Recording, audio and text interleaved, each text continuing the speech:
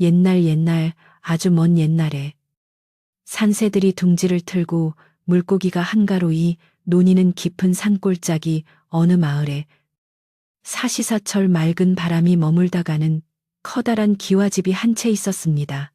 그 집은 마을에서 가장 으리으리한 대갓집으로 높은 담장이 마치 성벽처럼 집을 둘러싸고 있어 밖에서는 안을 들여다보기가 쉽지 않았습니다.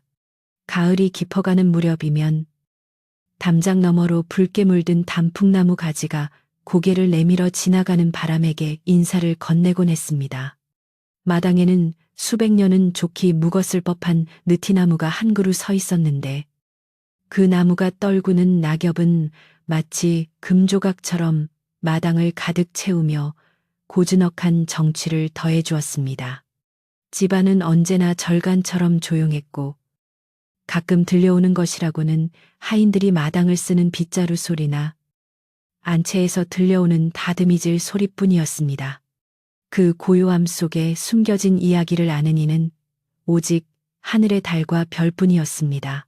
이 집의 안채에는 소아라는 이름의 아가씨가 살고 있었는데 그녀는 봄날의 꽃처럼 아름답지만 가을날의 서리처럼 창백한 얼굴을 하고 있었습니다.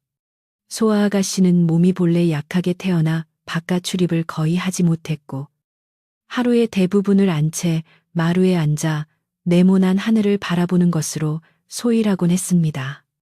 그녀가 세상과 소통하는 유일한 통로는 가끔 담장을 넘어오는 새들의 지저귐이나 바람에 실려오는 흙내음뿐이었습니다.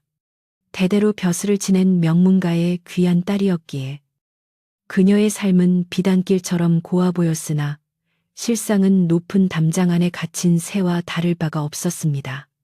그녀의 곁을 지키는 것은 어릴 적부터 그녀를 업어 키운 늙은 유모 한 사람뿐이었고 엄격한 가풍 탓에 웃음소리조차 크게 낼 수 없는 적막한 나날들이 이어지고 있었습니다.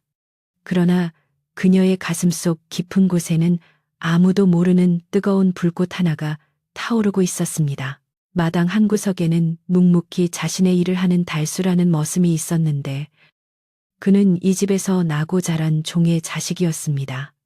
달수는 말수가 적고 우직하여 황소 같다는 소리를 듣곤 했는데 그의 눈빛만은 맑은 호수처럼 깊고 그윽했습니다. 그는 새벽같이 일어나 마당을 쓸고 장작을 패고 물을 핥는 버친 일을 도맡아 했지만 한 번도 불평하는 법이 없었습니다. 달수는 비록 천한 신분이었으나 나무를 다루는 솜씨가 예사롭지 않아 그가 다듬은 나무들은 마치 살아 숨쉬는 듯한 결을 지니고 있었습니다. 그가 도끼질을 할 때면 굵은 팔뚝에 힘줄이 솟아올랐고 땀방울이 이마를 타고 흘러내려 턱끝에 맺히곤 했습니다. 그는 언제나 고개를 숙이고 다녔지만 그의 시선 끝은 언제나 안채 쪽을 향해 조심스럽게 머물곤 했습니다. 주인 어른의 엄한 명령 때문에 안채 근처에는 얼씬도 하지 말아야 했지만 바람이 불어 문풍지가 떨릴 때면 그의 마음도 함께 흔들리곤 했습니다. 어느 늦가을 오후 해가 뉘엿뉘엿 서산으로 넘어가며 온 세상을 황금빛으로 물들이던 때였습니다. 소아 아가씨는 마루 끝에 앉아 수놓던 비단천을 잠시 내려놓고 붉게 타오르는 저녁노를 바라보고 있었습니다. 마침 마당을 지나던 달수가 팩감을 하나를 안고 부엌으로 향하고 있었는데 갑자기 불어온 거센 바람이 소아 아가씨의 무릎 위에 놓여있던 하얀 손수건을 허공으로 날려보냈습니다. 손수건은 마치 춤을 추듯 팔랑거리며 날아가더니 달수의 발치에 사뿐히 내려앉았습니다. 달수는 걸음을 멈추고 잠시 그 하얀 천을 내려다 보았습니다. 그것은 단순한 천 조각이 아니라 감히 자신이 닿을 수 없는 높은 하늘의 구름 조각처럼 느껴졌습니다. 주위를 둘러보니 보는 눈이 아무도 없음을 확인한 달수는 조심스럽게 짐을 내려놓고 떨리는 손으로 손수건을 집어들었습니다. 흙이 묻지 않도록 옷자락으로 조심스레 먼지를 털어내는 그의 손길은 더없이 조심스럽고 애틋했습니다. 소와 아가씨는 당황하여 어찌할 바를 모르고 마루에서 일어나지도 못한 채 그 모습을 지켜보고 있었습니다. 평소 같으면 하녀를 불러 가져오게 했겠지만 그 순간 그녀는 마치 무언가에 홀린 듯 달수를 바라보고만 있었습니다. 달수는 천천히 안채 쪽으로 다가와 대돌 아래서 멈춰 섰고 고개를 푹 숙인 채 두 손으로 공손히 손수건을 받쳤습니다. 아가씨, 여기 떨어지셨습니다. 그의 목소리는 낮고 굵었지만 그 안에 담긴 떨림은 숨길 수가 없었습니다. 소와 아가씨가 손수건을 받으려 손을 뻗는 순간 두 사람의 손가락 끝이 아주 찰나의 순간 스치듯 닿았습니다. 그 짧은 접촉은 마치 마른 장작의 불씨가 튀듯 두 사람의 가슴 속에 걷잡을 수 없는 파동을 일으켰습니다. 아가씨의 얼굴은 저녁 노을보다 더 붉게 달아올랐고 달수는 감히 고개를 들지 못한 채 황급히 뒷걸음질 쳐 물러났습니다. 그날 이후 두 사람 사이에는 보이지 않는 끈이 연결된 듯 미묘한 기류가 흐르기 시작했습니다. 달수는 아가씨가 기거하는 안채의 아궁이에 불을 지필 때마다 연기가 아가씨 방으로 들어가지 않도록 바람의 방향을 세심히 살폈고 가장 잘 마른 참나무 장작만을 골라댔습니다. 아가씨가 밤새 춥지 않도록 구들장이 식지 않게 정성을 다하는 것이 그가 할 수 있는 유일한 사랑의 표현이었습니다. 소와 아가씨 또한 달수가 마당을 쓸거나 일을 할 때면 문틈으로 그 모습을 몰래 훔쳐보며 가슴을 졸이곤 했습니다. 신분의 벽이 태산보다 높고 바다보다 깊다는 것을 너무나 잘 알고 있었기에 두 사람은 서로에게 말 한마디 건네는 것조차 조심스러워했습니다. 그러나 눈빛만은 속일 수가 없어 우연히 마주칠 때마다 서로의 눈동자 속에 비친 애절한 그리움을 읽어내곤 했습니다. 사랑은 소리 없이 다가와 가슴을 적시는 가을비처럼 그렇게 두 사람을 적시고 있었습니다. 소와 아가씨를 모시는 늙은 유모는 눈치가 빠르고 세상 물정에 밝은 사람이었습니다. 그녀는 아가씨의 잦은 한숨과 달수의 유난히 잦은 안채, 주변 서성임을 놓치지 않았습니다. 어느 날 밤, 유모는 소와 아가씨의 잠자리를 봐주며 나지막이 말을 건넸습니다. 아가씨, 밤바람이 찹니다. 문을 꼭 닫고 주무셔야지요. 문틈으로 들어오는 바람이 사람을 병들게 하는 법입니다. 유모의 말은 단순히 날씨를 탓하는 것이 아니었습니다. 그것은 신분의 벽을 넘어 들어오려는 마음의 바람을 경계하라는 따끔한 충고였습니다. 소와 아가씨는 유모의 뜻을 알아차리고 고개를 숙였지만 이미 열린 마음의 문을 다시 닫기에는 너무 늦어버렸음을 깨달았습니다. 유모, 바람을 막으려 문을 닫으면 방 안의 공기가 탁해져 숨을 쉴 수가 없네. 나는 차라리 차가운 바람을 맞더라도 숨을 쉬고 싶어. 아가씨의 대답에 유모는 긴 한숨을 내쉬며 촛불을 껐습니다. 마을 사람들은 달수가 변했다고 수군거리기 시작했습니다. 예전에는 그저 시키는 일만 묵묵히 하던 그가 요즘 들어 밤이 늦도록 잠을 이루지 못하고 마당을 서성이거나 아무도 없는 뒷산에 올라가 피리를 분다는 소문이 돌았습니다. 그의 피리 소리는 구슬프면서도 아름다워 듣는 이들의 마음을 아릿하게 만들었습니다. 그 피리 소리가 담장을 넘어 안채에 닿을 때면 소와 아가씨는 베개에 얼굴을 묻고 소리 없는 눈물을 흘리곤 했습니다. 달수 역시 자신의 분수를 모르고 품은 이 마음이 언젠가 자신을 태워버릴 재앙이 될 것임을 알고 있었습니다. 그러나 그는 사랑을 포기하고 시체처럼 사느니 단 하루를 살더라도 뜨거운 가슴으로 살고 싶었습니다. 그는 매일 아침 안채 마당에 놓인 물항아리에 가장 맑은 샘물을 길어다 채워놓으며 자신의 맑고 투명한 마음이 아가씨에게 전해지기를 간절히 기도했습니다. 가을이 깊어가면서 마당의 낙엽들은 모두 떨어져 앙상한 가지만 남았고 하늘은 더욱 높고 파랗게 변해갔습니다. 차가운 서리가 기와지붕 위로 하얗게 내려앉은 어느 새벽, 달수는 평소보다 일찍 일어나 마당을 쓸고 있었습니다. 빗자루질 소리가 규칙적으로 울려 퍼지는 가운데 안채 방문이 드르륵 열리며 소아 아가씨가 밖으로 나왔습니다.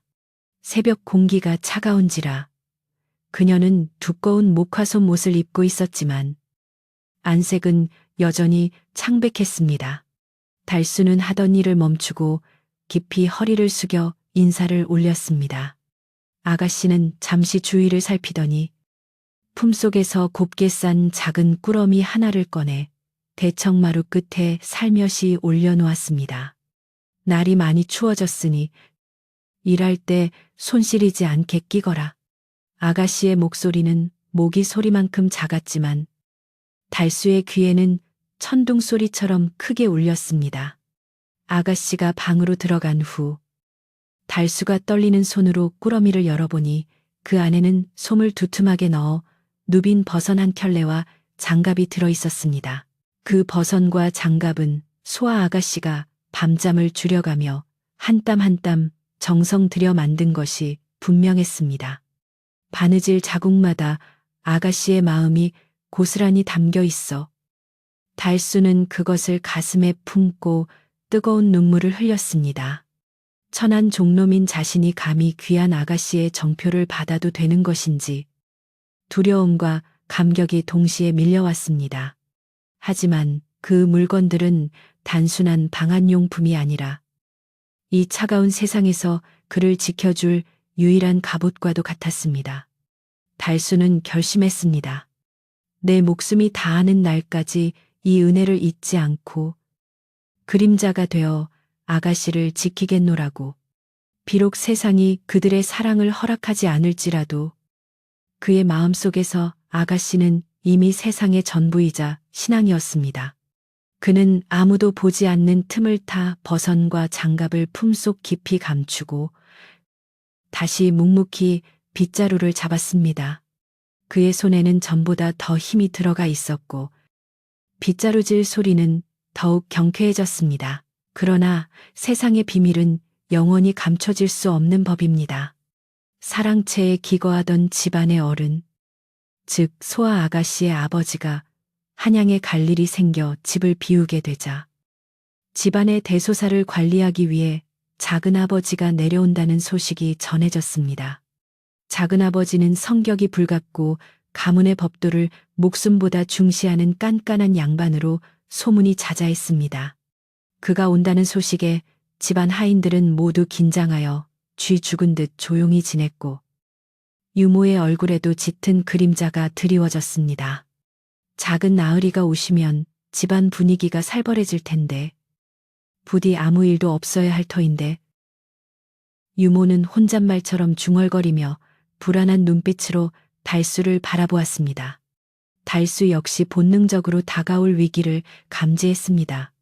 먹구름이 몰려오기 전의 하늘처럼 집안에는 무거운 침묵과 긴장감이 감돌기 시작했습니다. 작은아버지가 도착하던 날 마을 입구부터 떠들썩했습니다. 가마를 앞세우고 위풍당당하게 들어서는 행렬을 보며 마을 사람들은 길을 비키고 고개를 숙였습니다.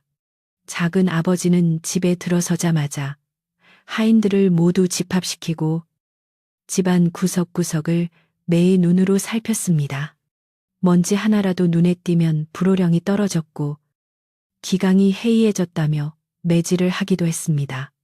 그는 소아 아가씨에게도 예외가 아니어서 여자의 행실과 법도에 대해 엄하게 훈계하며 바깥 출입을 철저히 금지시켰습니다.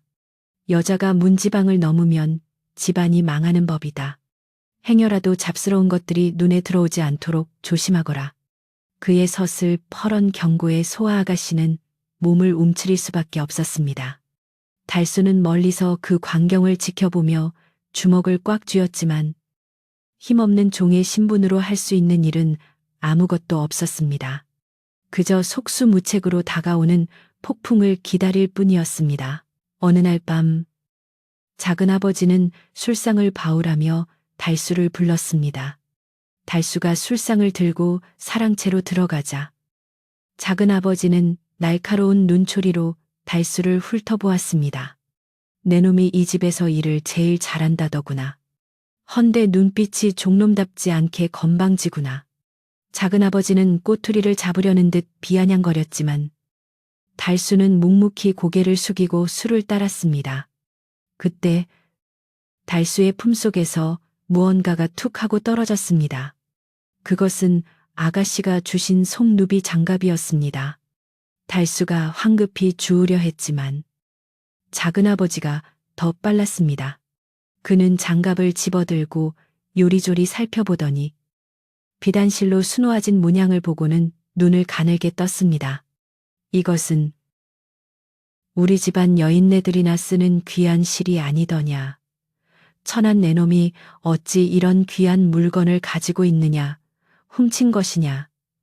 작은아버지의 호통 소리가 사랑채를 뒤흔들었습니다. 달수는 식은땀을 흘리며 바닥에 머리를 조아렸습니다. 아닙니다. 나으리, 훔친 것이 아닙니다. 그저 주운 것입니다. 그는 차마 아가씨가 주셨다고 말할 수 없어 거짓말을 했습니다. 아가씨에게 해가 갈까봐 자신의 목숨이 위태로운 순간에도 그녀를 보호하려 했던 것입니다. 하지만 작은아버지는 그리 호락호락한 사람이 아니었습니다.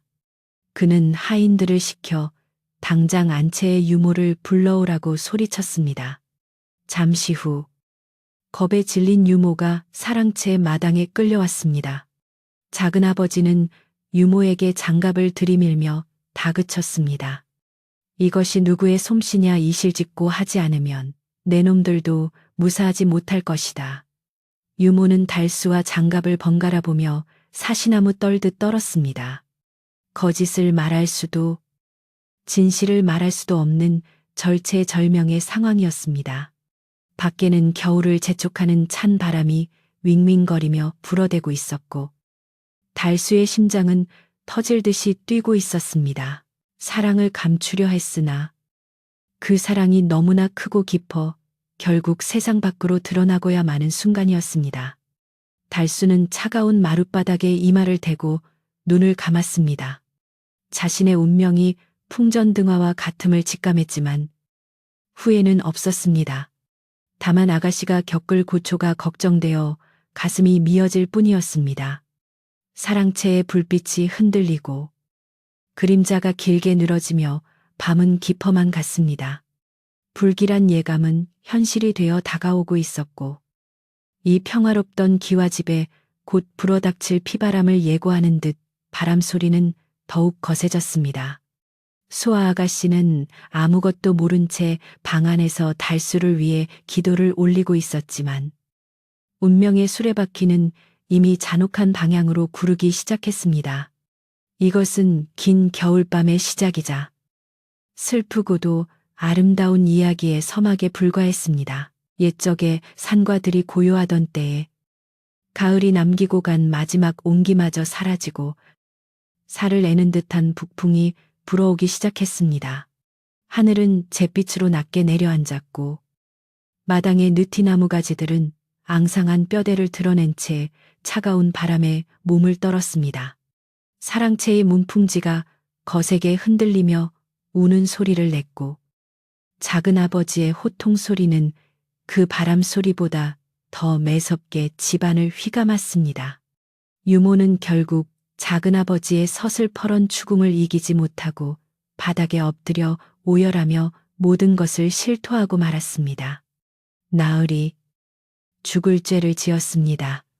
아가씨께서 그저 추운 날 고생하는 것이 안쓰러워 적선하듯 주신 것뿐입니다. 유모는 필사적으로 아가씨를 감싸려 했으나 이미 드러난 정황은 단순한 적선이 아님을 말해주고 있었습니다.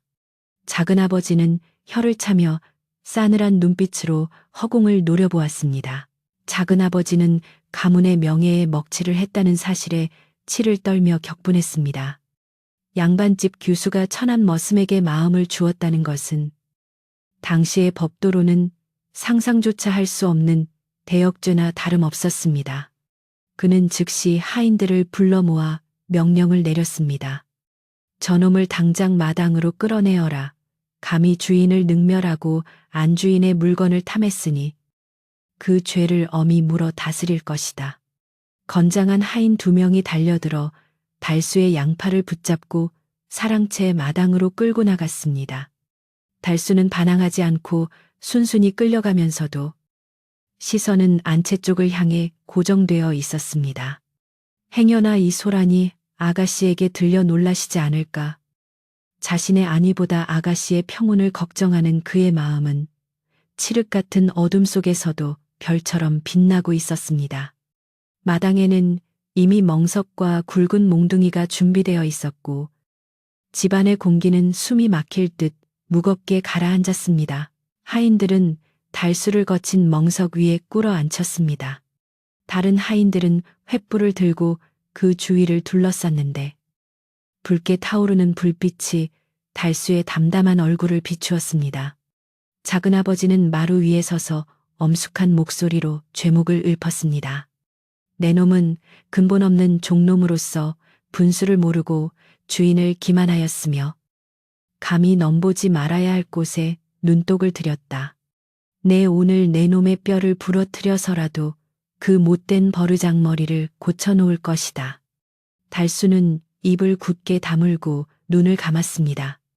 육체의 고통은 견딜 수 있었으나 아가씨와의 아름다운 추억이 이런 식으로 더럽혀지는 것만이 견디기 힘들었습니다. 곧이어 몽둥이가 허공을 가르며 달수의 등에 내리꽂혔습니다. 둔탁한 타격음이 밤공기를 찢었고 달수의 입에서는 억눌린 신음이 터져나왔지만 그는 결코 비명을 지르지 않았습니다. 안채 깊숙한 방에 있던 소아 아가씨는 밖에서 들려오는 소란스러운 소리에 귀를 기울이고 있었습니다. 처음에는 하인들이 장작을 패는 소리인가 싶었으나 이내 그것이 사람을 치는 소리와 고함 소리임을 깨닫고 가슴이 철렁 내려앉았습니다. 유모가 울면서 방문을 열고 들어와 자초지종을 고하자 아가씨의 얼굴은 백지장처럼 하얗게 질렸습니다. 달수가 죽습니다. 아가씨 유모의 비명 같은 외침에 소아 아가씨는 앞뒤 잴 것 없이 방문을 박차고 뛰쳐나갔습니다. 평소에는 문지방을 넘는 것조차 힘겨워하던 병약한 몸이었으나 그 순간만큼은 어디서 그런 힘이 솟았는지 알 수 없었습니다. 신발도 제대로 신지 못한 채 하얀 버선발로 차가운 마당을 가로질러 사랑채로 달려가는 그녀의 모습은 마치 바람에 날리는 하얀 나비와 같았습니다. 사랑채 마당에 도착한 소아 아가씨는 멍석 위에 피투성이가 되어 쓰러져 있는 달수를 보고는 비명조차 지르지 못한 채 그 자리에 얼어붙었습니다. 하인들이 다시 몽둥이를 들어 올리려는 순간 아가씨는 달수의 몸 위로 몸을 던져 그를 감싸 안았습니다. 멈추시오. 제발 멈추시오. 차라리 나를 치시오. 아가씨의 절규에 하인들은 깜짝 놀라 몽둥이를 멈추었고 마당에 있던 모든 이들이 숨을 죽였습니다. 귀한 아가씨가 천한 머슴을 감싸고 흙바닥에 뒹구는 모습은 그야말로 충격 그 자체였습니다. 달수는 흐릿해지는 의식 속에서도 아가씨의 체온을 느끼고는 간신히 눈을 떴습니다.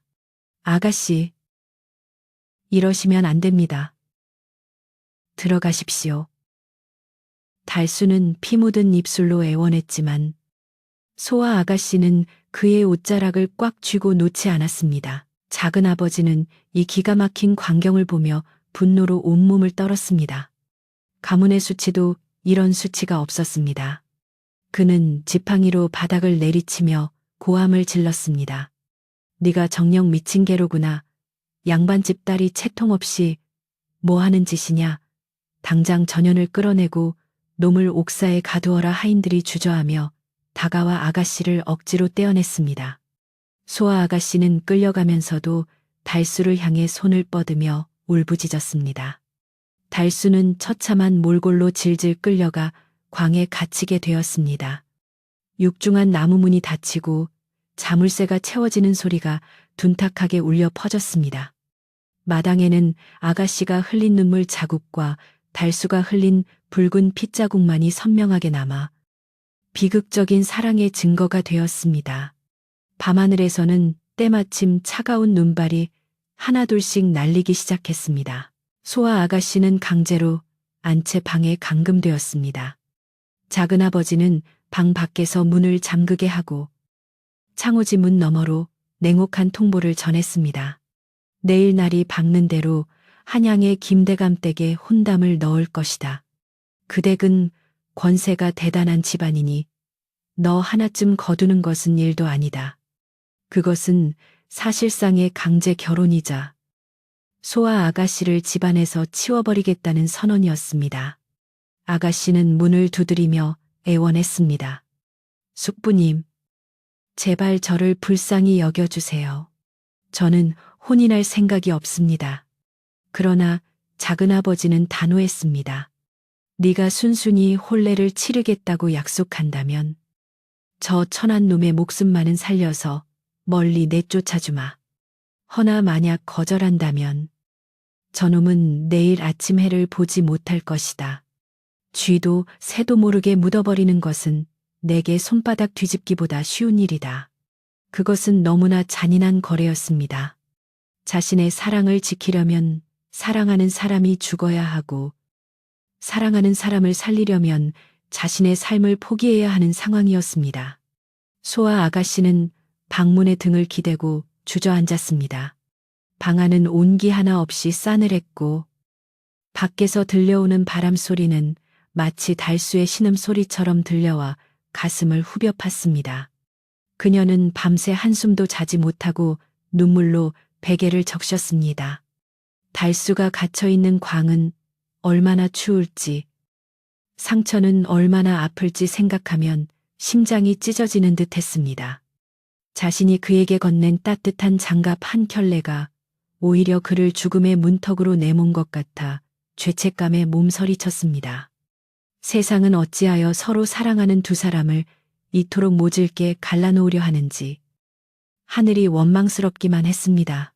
한편 춥고 어두운 광 속에 갇힌 달수는 멍석마리를 당해 온몸이 부서질 듯 아팠지만 정신만은 또렷했습니다.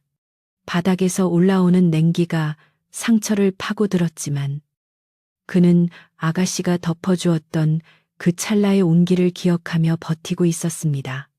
그는 집단 위에 쓰러져 거친 숨을 몰아쉬며 품속에 간직해 두었던 버선 한 짝을 꺼내 보았습니다. 놈들에게 빼앗기지 않고 용케 숨겨둔 마지막 보물이었습니다. 어둠 속에서 희미하게 빛나는 버선을 어루만지며 달수는 다짐했습니다. 이대로 죽을 수는 없다고, 살아서 아가씨를 다시 한번 보아야 한다고. 하지만 사방이 꽉 막힌 벽과 굳게 잠긴 문은 그를 절망으로 밀어넣고 있었습니다.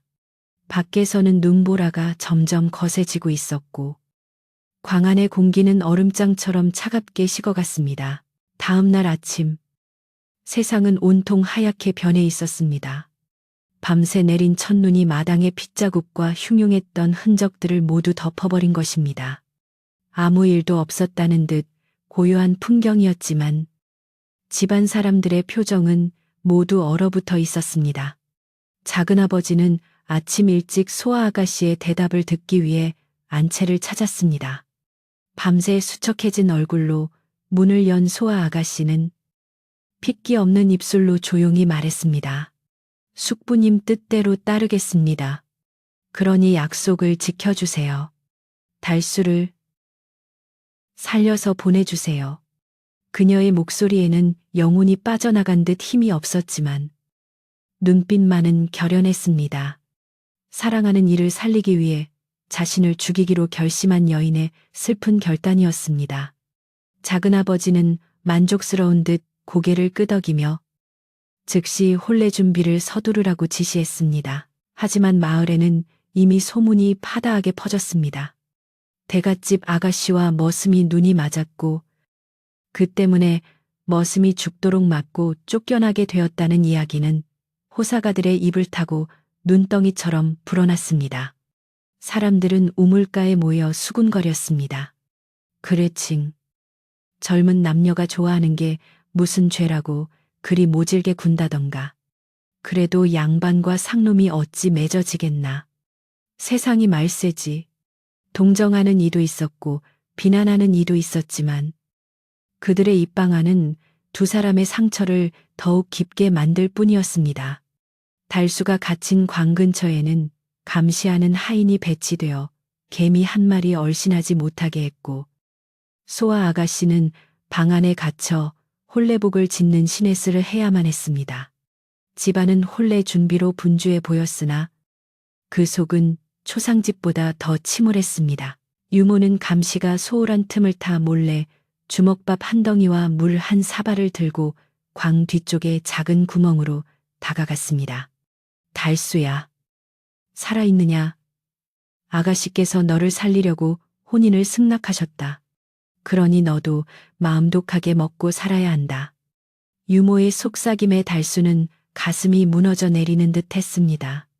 자신 때문에 아가씨가 원치 않는 혼인을 하게 되었다는 사실이 몽둥이 찜질보다 더 큰 고통으로 다가왔습니다. 그는 벽을 치며 울분을 토하고 싶었지만 소리를 낼 수조차 없었습니다. 유모님, 아가씨께 전해주세요. 제가 죄인이라고. 부디 저를 잊고 행복하게 사시라고. 달수의 목이 메어 말끝이 흐려졌습니다. 유모도 눈물을 훔치며 서둘러 자리를 떴습니다. 차가운 겨울바람만이 그들의 대화를 엿듣고 허공으로 흩어질 뿐이었습니다. 며칠이 지나 달수의 몸이 조금씩 회복될 즈음 작은아버지는 약속대로 달수를 풀어주기로 했습니다. 단, 먼 타지로 팔아버리거나 쫓아내어 다시는 마을에 발을 붙이지 못하게 할 작정이었습니다. 소아 아가씨의 혼례 날짜도 잡혔습니다. 보름 뒤면 가마를 타고 한양으로 떠나야 했습니다. 집안 곳곳에는 청사초롱이 걸릴 준비를 하고 있었지만 그 붉고 푸른 색깔이 두 사람에게는 이별의 신호등처럼 보였습니다. 소아 아가씨는 밤마다 달이 떠오르는 망월대 쪽을 바라보며 하염없이 눈물을 흘렸습니다. 살아서 헤어지는 것이 죽어서 함께하는 것보다 나은 것일까? 그녀의 마음속에서 끊임없는 물음이 소용돌이쳤습니다. 그리고 그 물음은 점차 하나의 위험하고도 슬픈 결심으로 굳어지고 있었습니다. 달수가 풀려나기 전날 밤 다시 한번 폭설이 예고되었습니다. 하늘은 뚫린 듯 눈을 퍼부을 기세였고 마을 사람들은 일찌감치 문을 걸어 잠갔습니다. 감시하던 하인들도 추위를 피해 술을 마시며 몸을 녹이고 있었습니다. 소아 아가씨는 미리 준비해둔 서찰을 유모의 손에 쥐어주며 간곡히 부탁했습니다. 유모? 이것을 마지막으로 달수에게 전해줘. 내 생의 마지막 부탁이야.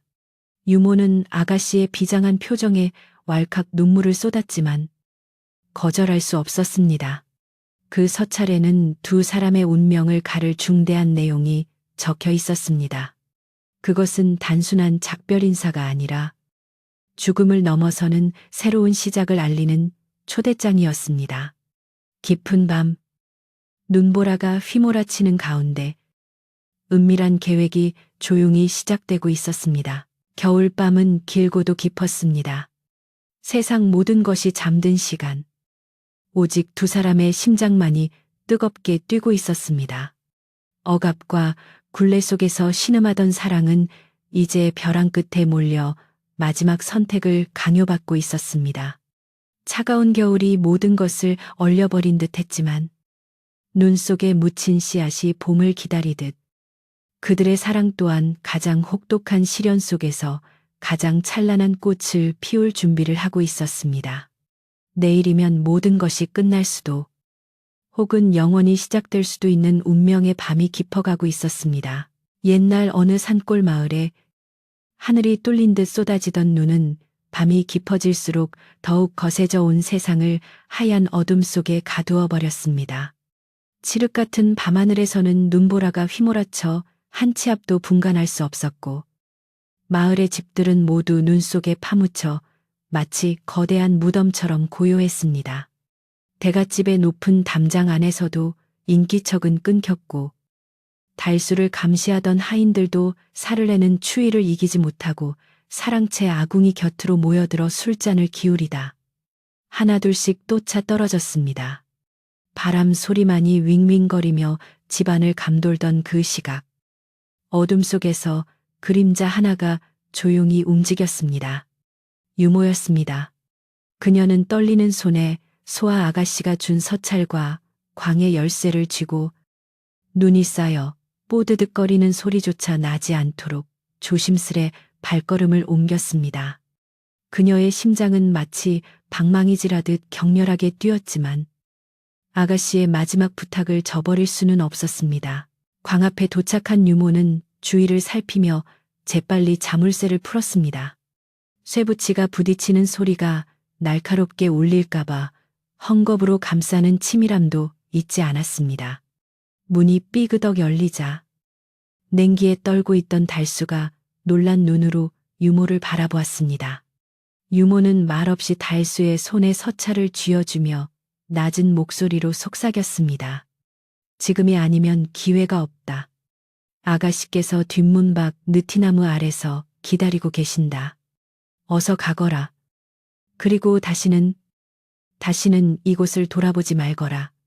유모의 눈에서는 뜨거운 눈물이 흘러내려 얼어붙은 달수의 손등을 적셨습니다.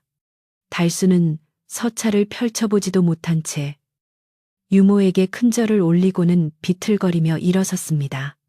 그의 다리는 매질로 인해 여전히 욱신거렸지만 아가씨가 기다린다는 사실 하나만으로 고통을 잊은 채 바람처럼 광을 빠져나갔습니다.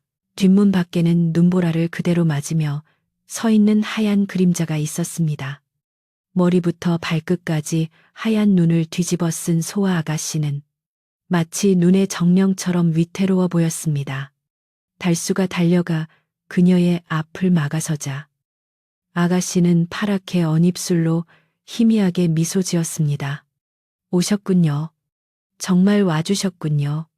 두 사람은 누가 먼저랄 것도 없이 서로를 와라 끌어안았습니다. 신분의 차이도, 세상의 시선도, 가문의 법도도 이 순간만큼은 두 사람을 갈라놓을 수 없었습니다. 달수는 자신의 두루마기를 벗어 아가씨에게 덮어주며 뜨거운 숨을 토해냈습니다. 아가씨, 이 눈보라 속을 어찌 견디시려고.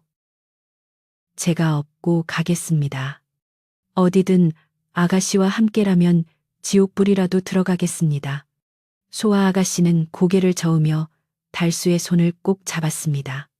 아니에요. 달수야. 우리는 지옥이 아니라 아무도 우리를 방해하지 않는 곳으로 가는 거야. 두 사람은 서로의 손을 생명줄처럼 잡고 눈 덮인 산길을 오르기 시작했습니다.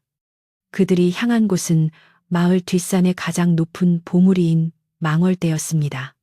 평소에도 오르기 험한 길이었으나 무릎까지 쌓인 눈 때문에 한 걸음 떼기가 천근만근처럼 무거웠습니다. 차가운 바람은 칼날처럼 옷깃을 파고들었고 눈보라는 눈을 뜰 수 없게 만들었습니다. 하지만 그들의 잡은 손에서 전해지는 온기만이 유일한 등불이 되어 앞길을 비추었습니다.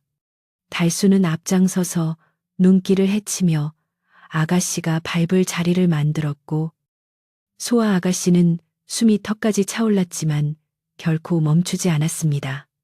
뒤에서 들려오는 바람 소리가 마치 추격자들의 고함 소리처럼 들려 공포가 엄습했지만 그들은 서로를 의지하며 묵묵히 어둠을 뚫고 나아갔습니다.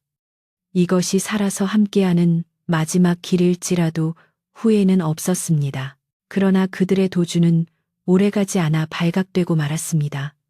술에서 깬 하인이 광이 비어있는 것을 발견하고 혼비백산하여 소리쳤고 곧이어 안채에서도 아가씨가 사라진 사실이 밝혀졌습니다.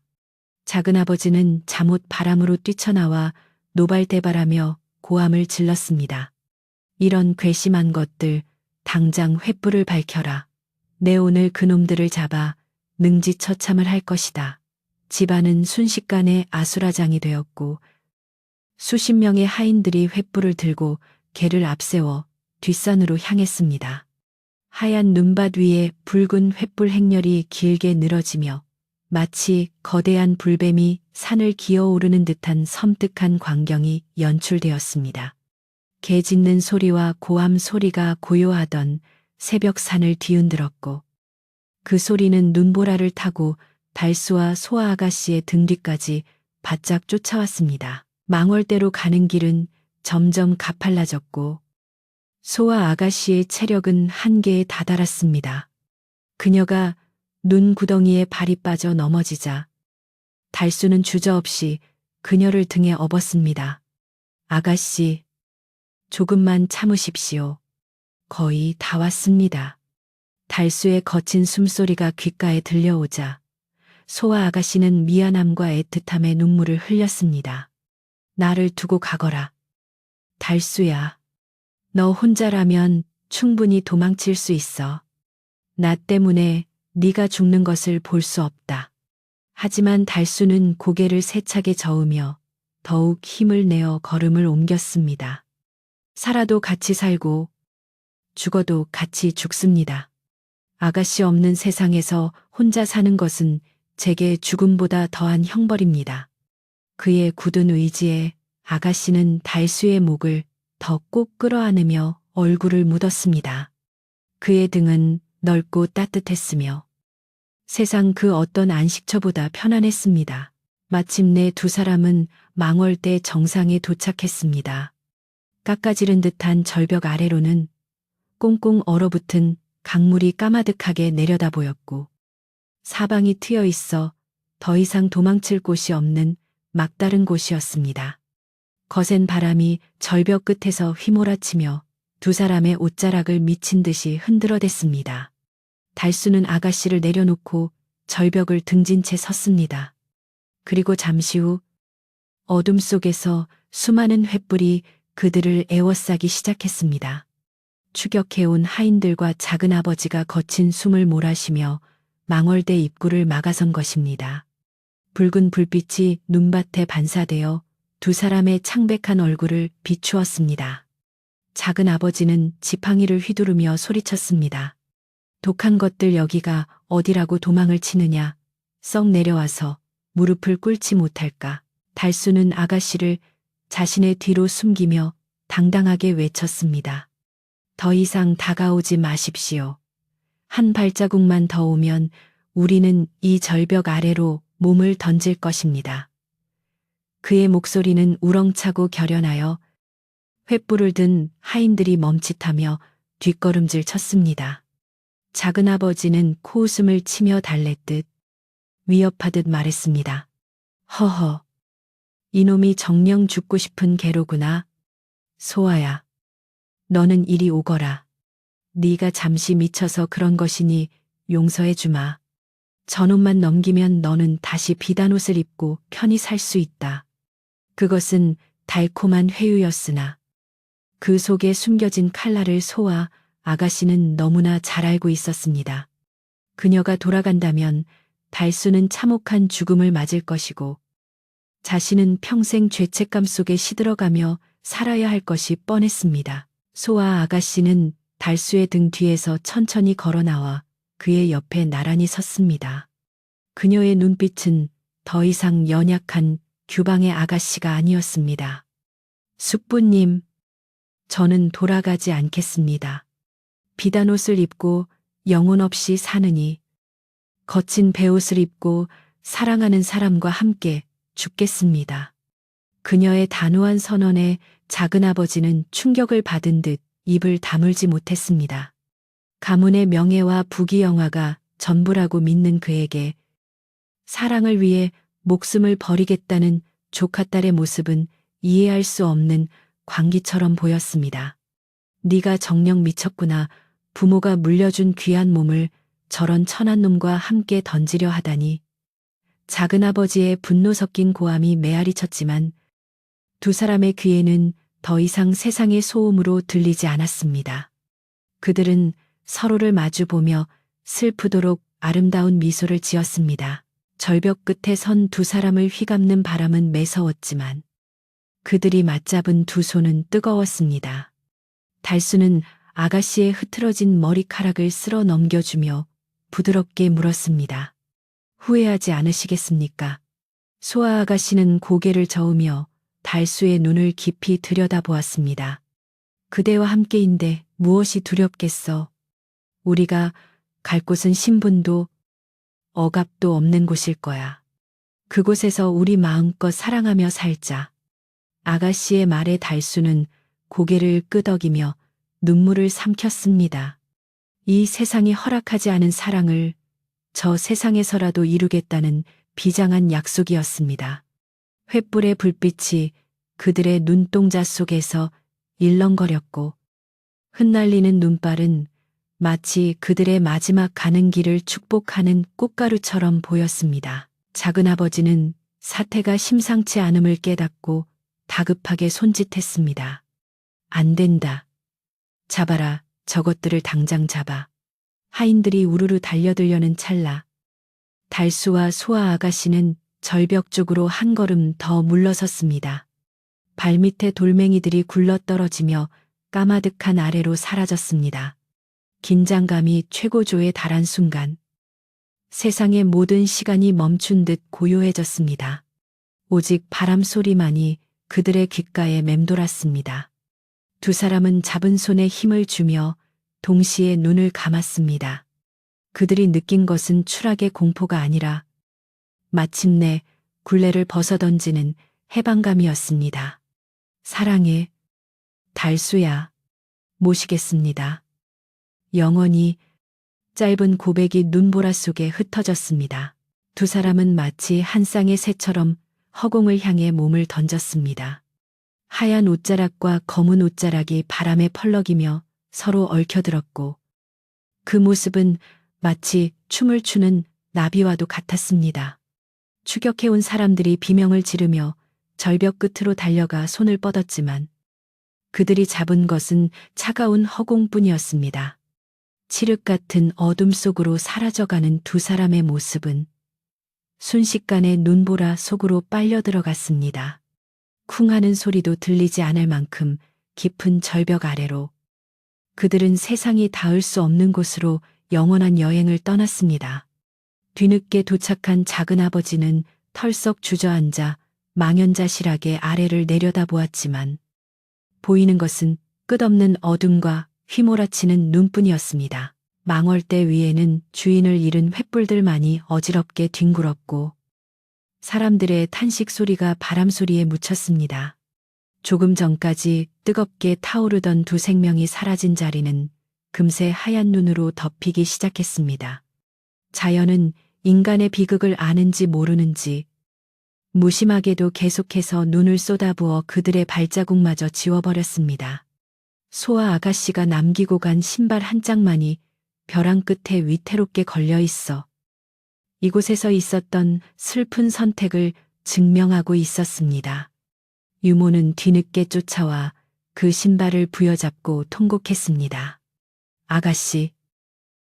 불쌍한 우리 아가씨. 그녀의 울음소리는 메아리가 되어 산골짜기를 울렸습니다. 그날 밤 눈보라는 밤새도록 그치지 않았습니다. 마치 하늘이 두 사람의 죽음을 슬퍼하여 눈물을 흘리는 듯 했습니다. 마을 사람들은 잠결에 산 쪽에서 들려오는 기이한 소리를 들었다고 했습니다. 그것은 바람 소리 같기도 하고 누군가가 피리를 부는 소리 같기도 했습니다. 어떤 이는 밤하늘을 가로지르는 두 개의 별똥별을 보았다고도 했습니다. 잔인한 세상의 벽을 넘어 죽음으로 사랑을 완성한 두 사람의 이야기는 그렇게 눈 덮인 산속에 묻힌 채 긴 겨울밤을 지새우게 되었습니다. 비극은 끝났지만 이야기는 아직 끝나지 않았습니다. 사랑은 육신이 사라진 뒤에도 영혼으로 남아 더욱 신비로운 전설이 되어 피어날 준비를 하고 있었습니다. 날이 밝아오자 눈보라는 거짓말처럼 멈추었고 세상은 눈부시게 하얀 빛으로 가득 찼습니다. 하지만 망월대 절벽 아래는 짙은 안개에 쌓여 아무것도 보이지 않았습니다. 사람들은 두려움에 떨며 감히 그 아래로 내려가 볼 엄두를 내지 못했습니다. 다만 그곳에서부터 불어오는 바람에서 왠지 모를 향긋한 꽃내음이 난다며 수군거릴 뿐이었습니다. 차가운 겨울의 한복판에서 피어난 기이한 향기.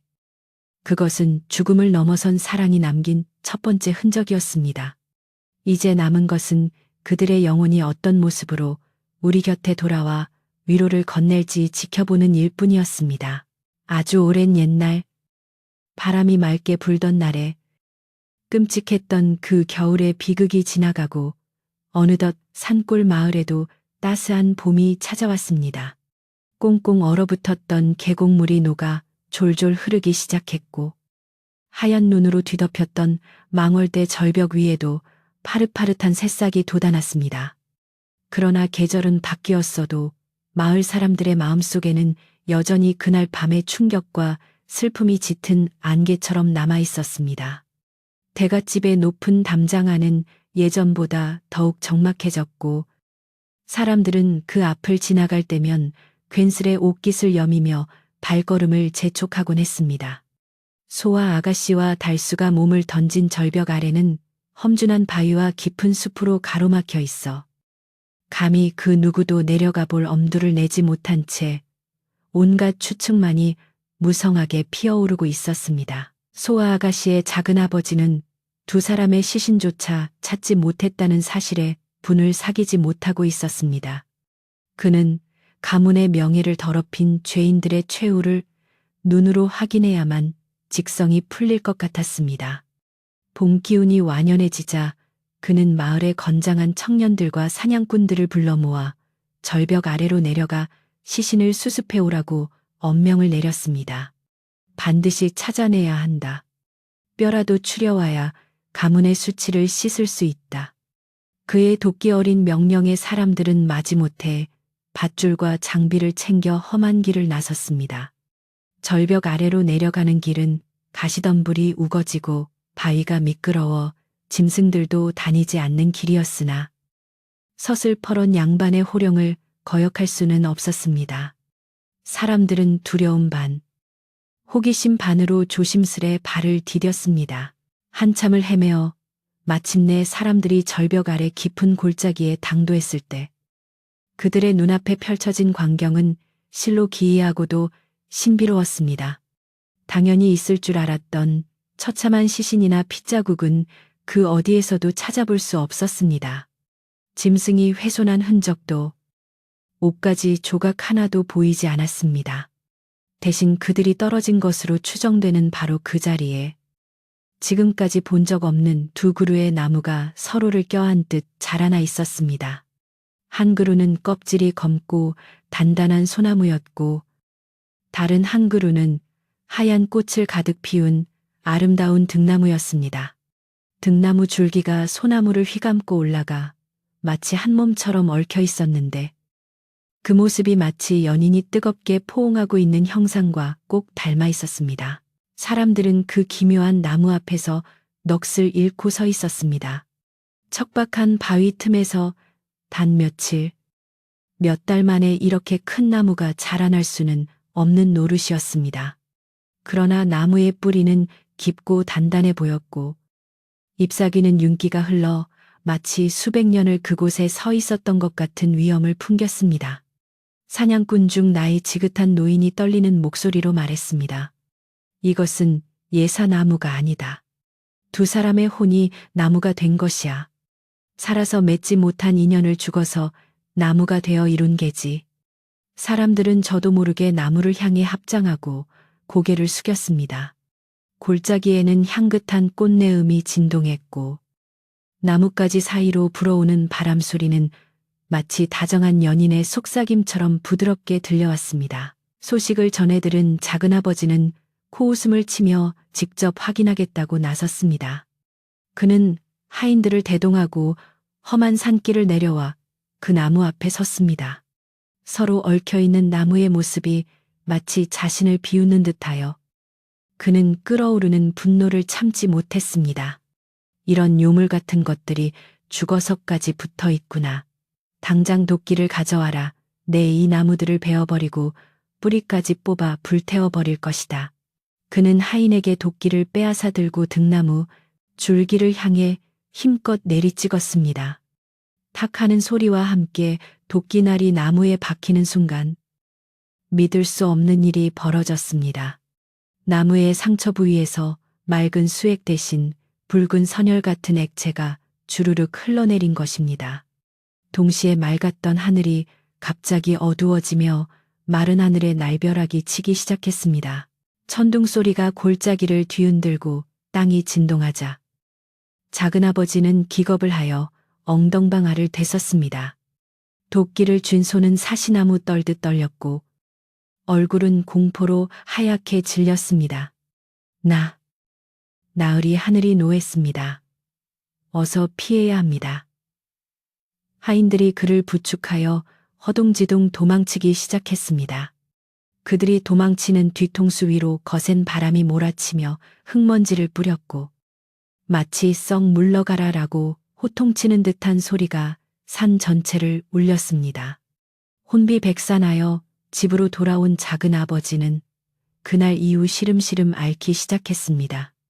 밤마다 꿈속에 두 그루의 나무가 나타나 자신을 옥죄어 오는 악몽에 시달렸고 결국 얼마 버티지 못하고 짐을 싸서 한양으로 도망치듯 떠나버리고 말았습니다. 작은 아버지가 떠나고 나자 으리으리했던 대갓집은 주인을 잃고 급격히 쇠락해 갔습니다.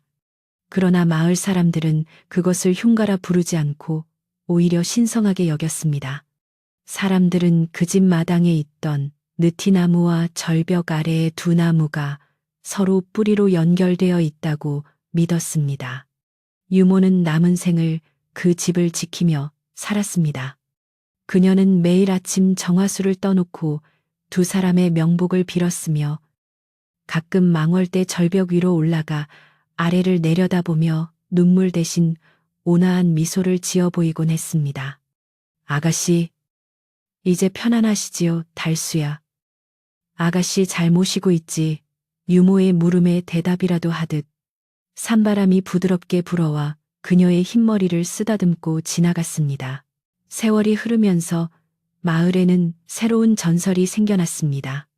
밤이 깊어지면 망월대 근처에서 아름다운 새 두 마리가 날아오른다는 이야기였습니다.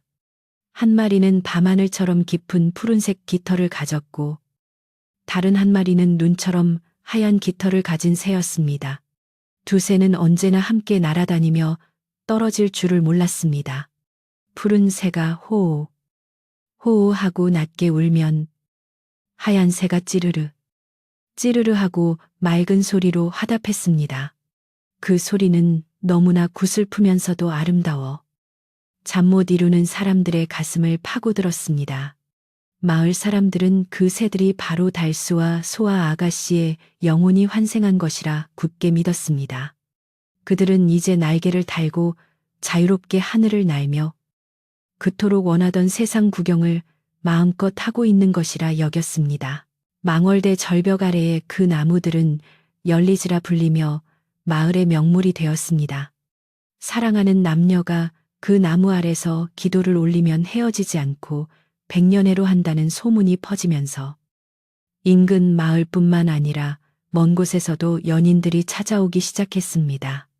신분의 차이로 반대에 부딪힌 연인, 전쟁으로 헤어진 님을 기다리는 여인, 말 못할 사랑을 가슴에 품은 이들이 찾아와 나무에 리본을 묶고 소원을 빌었습니다. 사람들은 그곳에 작은 돌탑을 쌓으며 달수와 소아 아가씨가 저 세상에서나마 그들의 사랑을 지켜주기를 간절히 바랐습니다. 차가운 죽음의 장소였던 곳이 어느새 세상에서 가장 따뜻한 사랑의 성지로 변모한 것입니다. 이 이야기는 마을 사람들의 입에서 입으로 전해지며 오랜 세월 동안 살아남았습니다. 어른들은 아이들을 무릎에 앉히고 옛 이야기를 들려주며 이렇게 가르쳤습니다. 사람의 귀천은 태어날 때 정해지는 것이 아니라 그 마음의 크기로 정해지는 것이란다. 비단 옷을 입었다고 다 귀한 사람이 아니며 베옷을 입었다고 천한 사람이 아니다. 목숨을 걸고 사랑을 지킨 달수와 소아 아가씨야말로 진정으로 귀한 분들이다. 사람들은 두 사람의 이야기를 통해 세상이 만들어 놓은 높은 담장과 억압도 진실한 사랑 앞에서는 한 줌의 지푸라기에 불과하다는 것을 깨닫게 되었습니다. 비극적이었던 그들의 죽음은 헛되지 않았고 오히려 남은 이들에게 진정한 삶의 가치가 무엇인지를 일깨워주는 등불이 되었습니다. 어느 해 봄날 유난히 꽃이 만발하던 때에 늙은 유모는 조용히 눈을 감았습니다. 마을 사람들은 그녀를 양지 바른 곳에 묻어주었는데 장례를 치르던 날 하늘에서 푸른 새와 하얀 새가 날아와 무덤 위를 몇 바퀴 돌고는 산 쪽으로 날아갔다고 합니다. 사람들은 유모가 드디어 아가씨와 달수를 만나러 갔다고 생각하며 슬픔 대신 축복의 인사를 보냈습니다. 이제 그 대갓집 터는 숲으로 변해 흔적조차 찾기 힘들게 되었지만 그곳에 서 있던 느티나무만은 여전히 굳건히 자리를 지키며 옛 이야기를 품고 서 있습니다. 바람이 불 때마다 나뭇잎들이 사각거리는 소리는 마치 옛날 그들이 나누었던 미러처럼 들리기도 합니다. 지금도 그 산골 마을에 가면 맑은 날 밤하늘을 수놓는 별들 사이로 다정하게 날아가는 두 마리의 새를 볼 수 있다고 합니다. 그리고 귀를 기울이면 바람결에 실려오는 달수의 피리 소리와 소아 아가씨의 웃음소리를 들을 수 있을지도 모릅니다.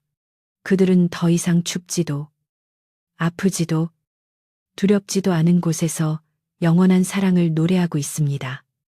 사랑을 포기하면 살 수 있었으나 포기하지 않음으로써 영원히 살게 된 두 사람. 그들의 이야기는 오늘 밤 여러분의 꿈속에도 찾아가 잊고 지냈던 소중한 마음 하나를 살며시 깨워줄 것입니다. 세상이 아무리 차갑고 험해도 사랑이 있다면 우리는 결코 외롭지 않다는 따뜻한 위로와 함께 말입니다. 밤이 깊었습니다. 산과들이 모두 잠든 이 시간, 저 멀리서 부엉이가 우는 소리가 자장가처럼 들려옵니다. 이제는 모든 근심과 걱정을 내려놓고 편안히 눈을 감으셔도 좋습니다. 달수와 소아 아가씨가 지켜주는 그 따뜻하고 평화로운 숲속으로 여러분을 초대합니다. 부디 꿈속에서는 사랑하는 사람과 손을 잡고 아름다운 꽃길만을 걷기를 바랍니다. 오늘 이야기는 여기까지입니다. 안녕히 주무세요. 이야기는 여기서 끝을 맺습니다. 밤이 아주 깊었습니다. 아궁이의 불씨도 이제 사그라들고 창밖의 바람 소리도 잦아들었습니다. 달수와 소아 아가씨가 남긴 애절하고도 아름다운 사랑 이야기가 여러분의 가슴 속에 작은 온기로 남았기를 바랍니다. 세상에는 눈에 보이는 것보다 보이지 않는 힘이 더 강할 때가 있습니다. 겨울 추위가 아무리 매서워도 결국 봄이 오고 꽃이 피듯 두 사람의 사랑도 시련을 넘어 영원한 꽃으로 피어났습니다. 오늘 밤 여러분의 꿈자리에도 그 따뜻한 꽃향기가 머물기를 기원합니다. 이 이야기꾼은 이제 물러가 보겠습니다. 부디 무거운 짐은 모두 내려놓고 편안하고 깊은 잠에 드시길 바랍니다. 안녕히 주무십시오. 전체 이야기 종료.